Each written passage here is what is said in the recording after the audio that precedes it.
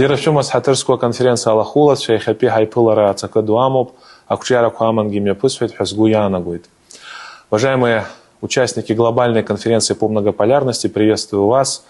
Выбранная тема конференции подчеркивает значимость и актуальность темы многополярности в современном мире. Современная система международных отношений характеризуется турбулентностью. Мы все являемся свидетелями того, как мир переживает серьезные изменения, видим попытки коллективного Запада сопротивляться переходу к многополярной системе. Мир не может быть однополярным. История дает ясное представление об этом. Если после окончания Второй мировой войны сформировался биполярный миропорядок, то с распадом Советского Союза произошел распад такой системы международных отношений. Фактически на мировой арене доминировали и экономические, и политические Соединенные Штаты Америки, считавшие возможным навязывать свою диктаторскую волю в различных странах мира, таких как Украина, Ирак, Ливия, Югославия и другие. В этом контексте особое внимание необходимо уделить теме расширения НАТО, подрывающего систему международной безопасности. В результате нелегитимных, несправедливых действий коллективного Запада на рубеже 20-21 века сформировалась новая геополитическая реальность. Привела ли гегемония США и однополярность к формированию справедливой системы международных отношений? Ответ очевиден – нет.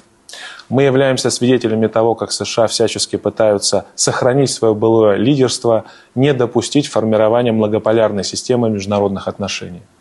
Запад старается держаться за свои архаичные институты, не способные обеспечить суверенное равенство государств и интересы развивающихся стран. Методы управления в таких институтах глобального управления, как Всемирный банк, не отражают растущую роль развивающихся стран в мировой экономике, мировой политике.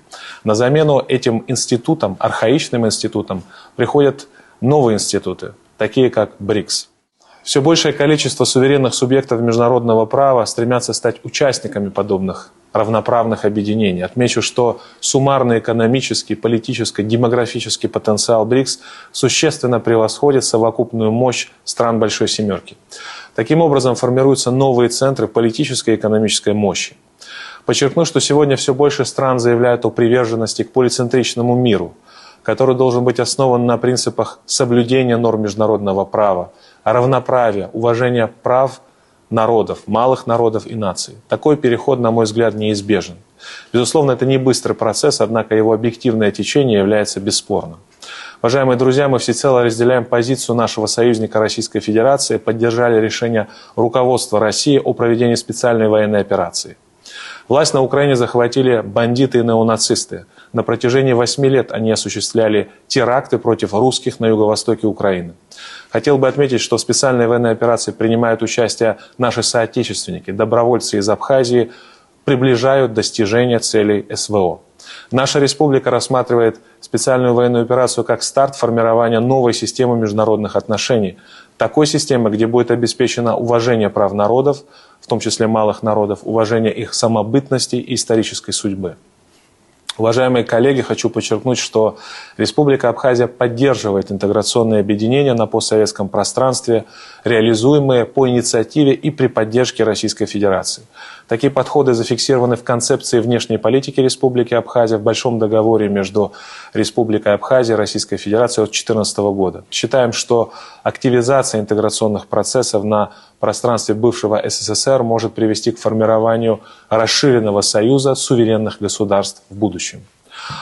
Народ Республики Абхазия прошел через испытания Отечественной войны 92-93 годов. Мы знаем, что такое с оружием в руках отстаивать право на жизнь и развитие в свободном государстве. На собственном примере Республика Абхазия столкнулась с политикой двойных стандартов, которая так широко применяется как западными странами, так и некоторыми международными организациями. С одной стороны, они реально защищают права косовар, а с другой игнорируют права абхазского народа, имеющего тысячелетнюю историю государственности.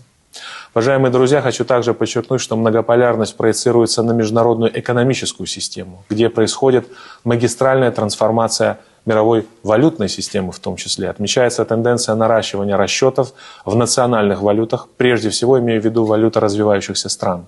Это еще одно ясное свидетельство того, что мир изменился, и эти процессы неизбежны. Уважаемые участники конференции, уверен, что такого рода дискуссии необходимы, и желаю вам плодотворной работы.